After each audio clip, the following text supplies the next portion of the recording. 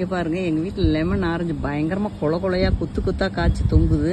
இது இப்போ 6 வருஷம் ஆகுது வச்சு. 5வது வருஷத்தில் ஒரு 10 காய் 20 காய் தான் காய்ச்சிருக்கும்.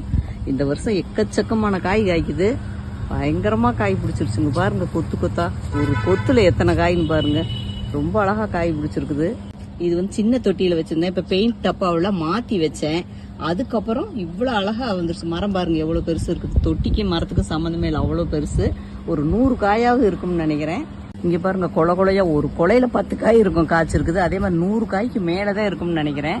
இதுக்கு நான் வந்து காய்கறி கழிவு இந்த மாதிரி குப்பை இதுதான் போடுவேன்.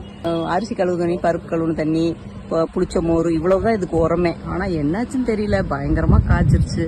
இது வந்து பழுத்துச்சுன்னா கண்டிப்பாக உங்களுக்கு நான் காட்டுறேன். ரொம்ப ஸ்வீட்டாக ஜூஸ் வந்து ரொம்ப அருமையாக இருக்கும். இது ரொம்ப அற்புதமான பழம்.